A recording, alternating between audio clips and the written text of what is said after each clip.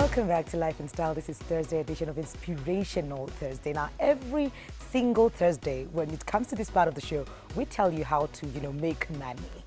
But today we're talking how you can manage your debts. Watu wako na madeni mingi huko nje, so we need to find a way on how to, manage that and make sure that we are not, head deep in debts. And to help us talk about that, we have Manyara here, who's a trainer and coach in personal finance. I got it right? Yes, yes, I did. That's quite correct, yes.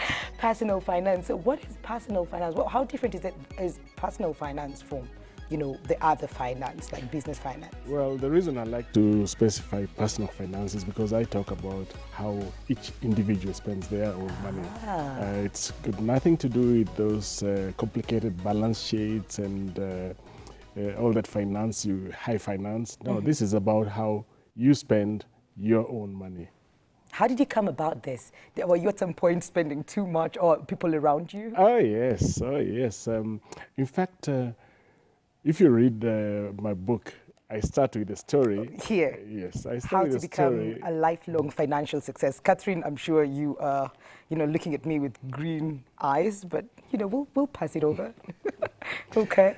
Yes, I talk about how I ended up studying how to become a personal financial planner. And then that was in the United States when I got into a lot of trouble. And then I came back and basically I started by writing about it, writing of what I had learned. But sooner or later, people started calling me and organizations would call me, can you come and talk to our people? It evolved eventually into a training course. We still run the training course and we call it Money Skills. Money Skills. Yes, so people come and learn how they can actually organize their finances so that they can achieve the things they want to achieve. What was the gap in the market then? What was the problem that needed to be solved through your training? Well, you see, most people have never, ever been taught how to manage their own finances. We go to school, we go to university, we are taught all those careers that Business education, business that's what it's education. called in high school. Yes, but then also we are taught our professions, whatever profession one is, you're taught how to earn money. But after that, you're on your own. So we end up making big mistakes. We end up in so much debt. We end up in trouble generally. True. Yeah. True. So that's where you come in. Yes. Debt management. I would start with the basics, like getting into debt. Does it start small, or how do you know that this is terrible? This trend is not good for me as a person. Well, actually, not all debt is bad. There's good debt and there's bad debt. There's good debt? Oh, absolutely. Let's talk about the good debt before we go to the bad debt. Okay. Good debt is any money which you have borrowed to buy something that's appreciating. And of course, so long as you don't borrow more than you can afford to repay. Okay. If you borrow something and buy something that's appreciating, your financial situation improves over time. For instance, if you bought a house, you financed with a mortgage, by the time you finish paying off that house, it'll probably be many times more than the original price, and probably more than the cost plus the interest you have paid over for it. So that's one good debt. Money borrowed to finance something which is appreciating in value. Another good debt is when you borrow money and you invest it in a business that's viable and you know how to run the business. That's a good debt, because you'll pay off the debt from the proceeds of the business, and the interest is tax deductible. So you end up ahead. Yeah. So that's a good debt. That's a good debt. Another good debt is if you borrowed money and took yourself for a course which will increase your earning capacity. That's another good debt. So all those are good debts. But then the ones which get people into a lot of trouble are the bad debts. And unfortunately, they are the most tempting. You walk in the middle of the shopping, into any shopping mall, and you see very nice things displayed there. They know how to do that. They know how to do that. And then usually they cost much more than most people have in cash. So, for instance, if you were to buy a television set, it might be costing 100,000 bob. Most people would not be having that much. So, But I want to see and it on my wall. oh yes, oh yes. You want to see, you want to watch the football Football, games. when And, Messi is running this direction, you're following him. oh yes, and they look, they're really, really attractive. Yeah. So, to tempt people to buy, to make it possible for a lot more people to buy, you'll find that there are higher purchase schemes where you pay a little money and then pay the balance over a couple of years. Or you can borrow from the SACCOs, or you can borrow from the bank. Now, that's the kind of debt which gets people in trouble. Why? Because that item you're buying is decreasing in value. That's a depreciating asset. Yeah. And eventually you'll have to replace it. Yes. So you end up paying much more than the actual cost of the item. In fact, if you go the higher purchase route, you may probably pay 2 or 3 times the price. Over. Yeah, so it's really expensive. And then we also borrow to go on holidays. Yes. Oh yes, it's very tempting. People borrow to to finance their weddings. Yes. People borrow. That is a very trending habit, which Yes, is it not is. so good. And it's unfortunate It's because very unfortunate. on that day you'll impress a lot of people.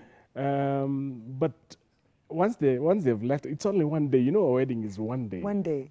It's the marriage that's supposed to last forever. Yeah. But the wedding is only one day.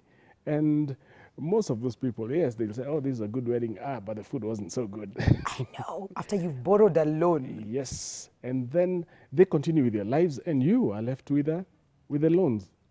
And remember, you might think that you have impressed them, but just the following weekend, there'll be a bigger and more impressive wedding. And you've forgotten, but your debts are still there. Yes.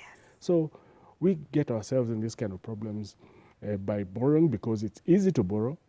The SACCOs are there, the banks are there, the credit cards are there. It's easy to borrow these days. So it's easy to put ourselves in a lot of trouble. So what we need to do is start thinking before we actually... Do I really need to do Do I this? really So if you're having a wedding, do we need to do it now? Can we save up to the wedding? Because it's not an emergency, is it? No, No, it's not an emergency. I don't think a wedding is an emergency. True, definitely not. But of course, the emotions involved there Yeah. are difficult to control. Yeah. But prudence, we should be more prudent about how. It's how to true. Do. Yeah. So let's talk about a person who's trying not to get into debt. And we'll also talk about a person who's already in debt, but let's just talk about someone who's not trying to get into debt. How do I go about managing myself and my finances to just, be on the lookout, to just be safe in terms of how much am I spending, how much am I getting? Okay. The first thing you should do is realize there's one rule in personal finance, which I call the cardinal rule of personal finance, is that you must always spend less than you earn, always. Always. And to do that, you have to actually track your expenditure. Most of us don't know how much we spend. Most of us don't. We might know a couple of things. Okay, my rent is this much, my school fees for my children is this much, because they've got receipts for those. True. But beyond that, most people don't have a clue. They don't know how much they spent last weekend when they went out. They don't know. They don't even keep the receipts. They don't keep anything. And the tips. Oh yes. So if you don't track your expenditure, Okay. it'll be very difficult to know how much you're spending, and you'll end up breaking that rule that you should spend less than you earn. And it's critical that you spend less than you earn so that you have something left. And that something left is what will help you invest so that you can achieve the bigger things that you want to achieve. You might be planning to buy a house sometime in the future. You will not be able to buy one unless you save up some money and invest it so that it grows. If you have children, you have to prepare for their higher education. True. You'll find it very difficult to take care of that unless you save.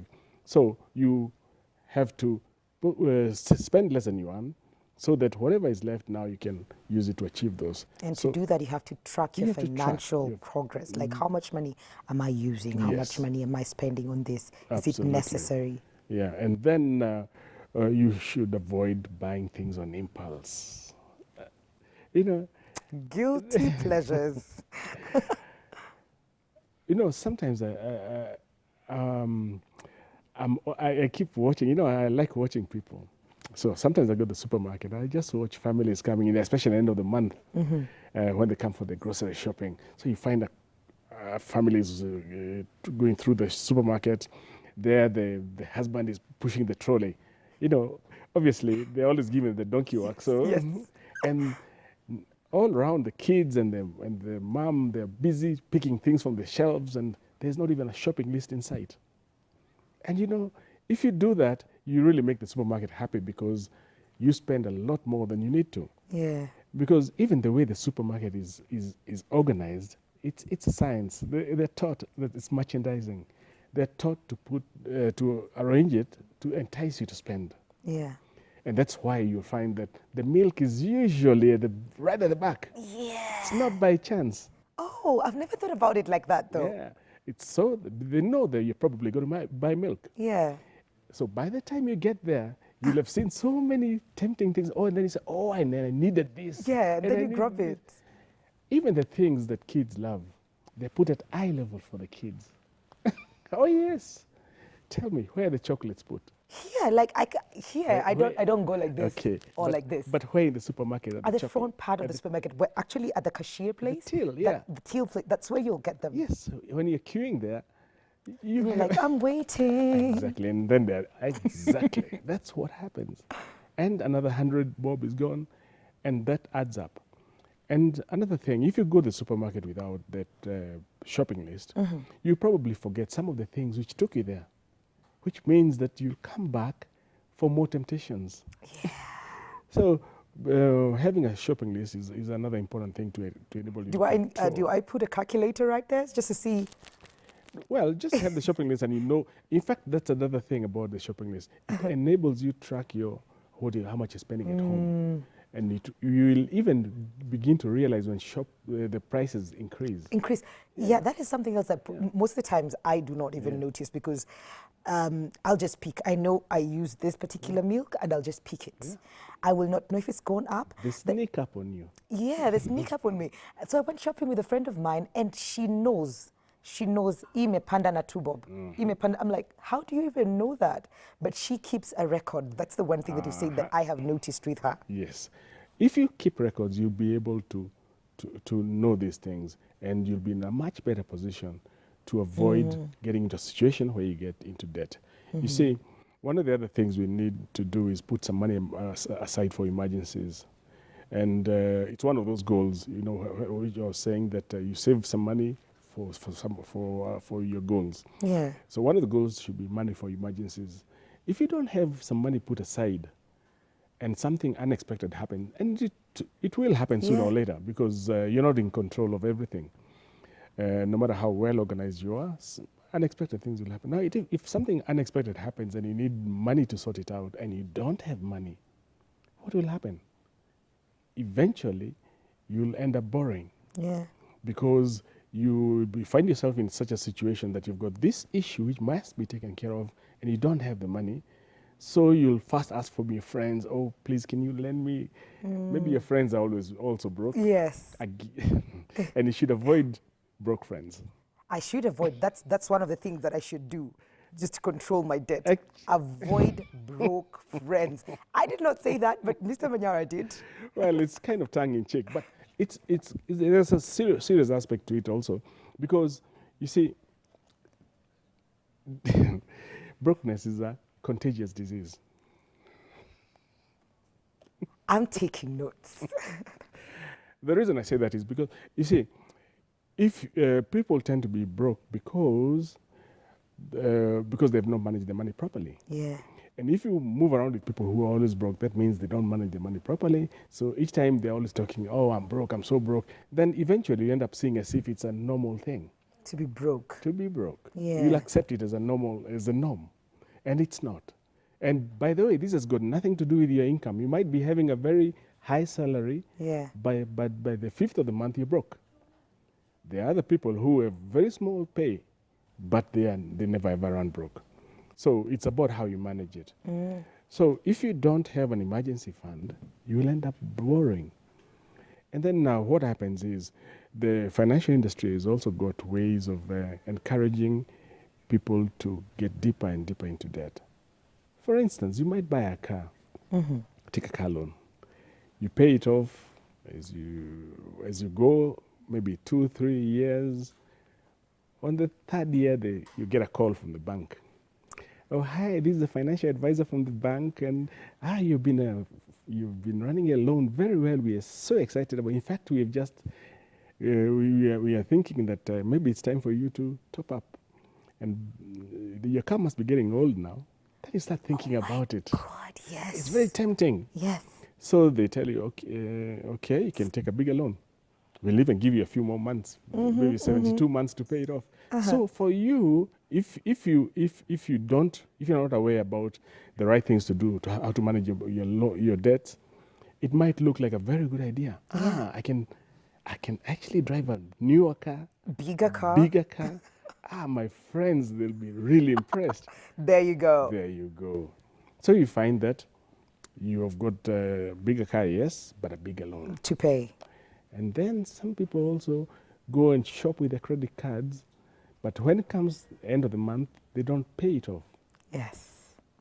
So It starts accumulating. Yeah. And they won't push you. They only tell you pay the minimum. There's a minimum payment which you must pay. So if you pay that, they won't bother you. So it creeps up, and then till it reaches the credit limit. And every month you're paying interest, and it is very, very expensive. So this is how we accumulate debt, and it looks like we're having fun at that time. And a lot of people will continue increasing until all their salary is committed to debt. There are a lot of people who, if you look at their payslip, it actually looks like the roll call of all the financial institutions. Like, give this to this. Exactly. Yeah. So that's how people end up. They just slide into debt. Just like that. And everything around us is just calling us to get into debt. So let's talk about the person who's already in debt. How do they get out of that situation? What are the strategies to follow to just try and get out of debt and stay a clean life? If you remember what I said at the beginning, not all debt is bad. Yeah.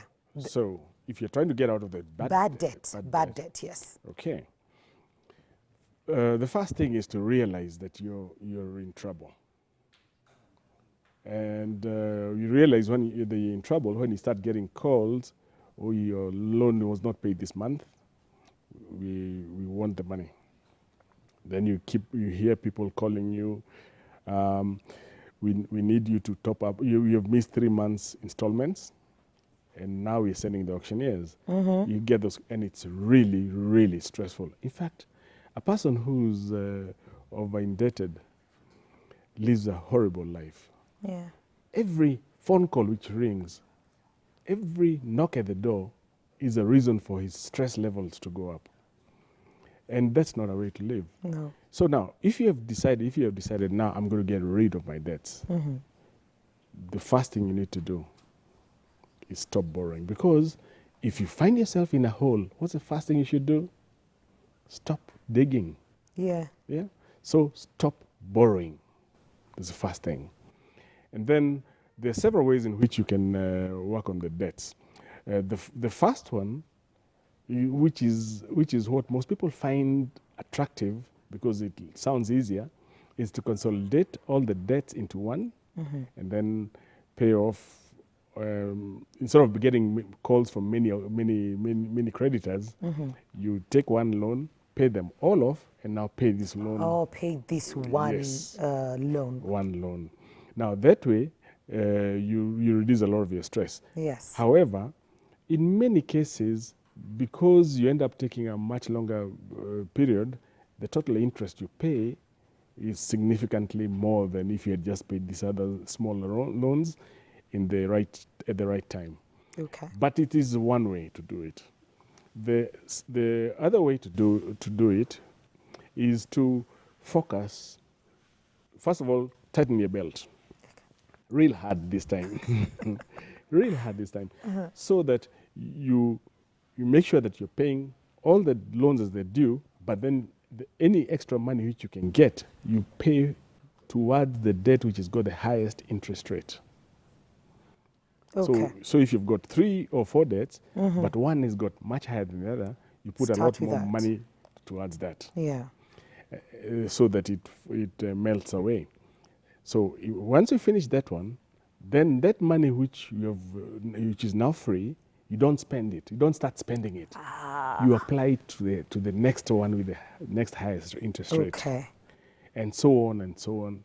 So by the time you're finishing those loans, all the money which you are paying, you are still paying the same amount, Yeah. but now they're only applying to fewer and fewer and fewer loans. So you'll find that the debt will actually melt away much faster than if any And even other the way. pressure at least decreases The because pressure you're seen to. decreases. The Okay. pressure decreases.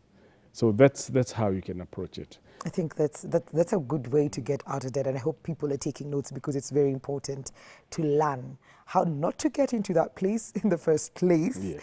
and if you're in there, what to do.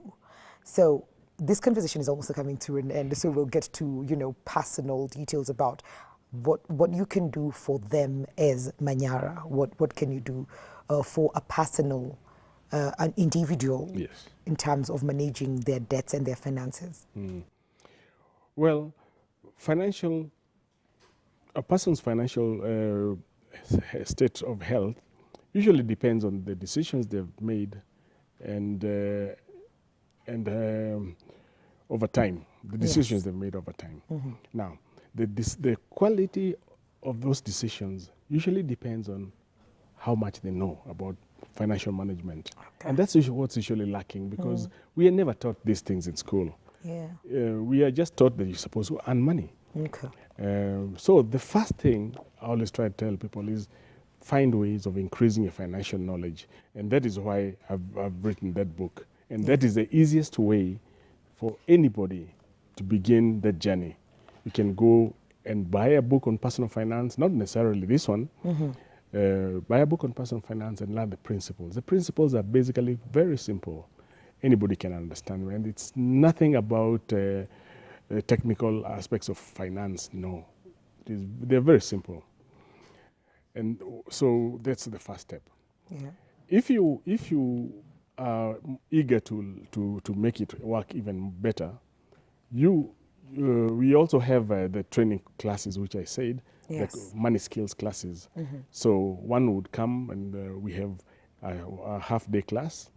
You sit through the class, you learn all that you need to do as an individual, and then you can go and apply it in your life. The third stage is the one now we can work one-on-one with you, because some people will say, okay, fine, you taught me that, but I still don't understand this, and or I get stuck, or I'm not motivated enough, and now that's where the coaching aspect comes in. All right. So I sit with somebody, and you remember, it's about their goals, their finances, their decisions. It's not me telling that person, this is Don't what do you this, should don't do. do this. No. Yeah. So I just guide them. I tell them, this is what, if you want this is one way of doing it, or this way, or this way. So which one do you think is most appropriate for you? So that way, that person is able now to improve the situation, whether it is coming from an indebted point situation, or just somebody who just wants to improve their financial situation or achieve goals like buy a house and such things. All right. Yes. Thank you so much. So how can people get in touch with you, Manyara? And even where can people get your book? What stores? The easiest way to get in touch is to visit our website, which is financial-counseling.com. Financial-counseling.com. Okay. You can get all the information there. And even your personal contacts. Exactly. The book, where do we get it? The book is also available online. Okay. Yeah. Not a problem. So I'll definitely give this to Catherine. Sure. I'm sure she will, delve deeper into it. But thank you so much for coming. And we've learned so much from you. And I hope all of you at home have learned something. Remember how to get in touch with us for any question. If you've not gotten the website, it's KTN Life and Style on Facebook, KTN Life _Style on Instagram and Twitter. SMS is 22840. You can even WhatsApp us. It's 0700 5747 24/7. It's as easy as that. That's all we had for you today on Inspirational Thursday. Have a good day. See you tomorrow morning.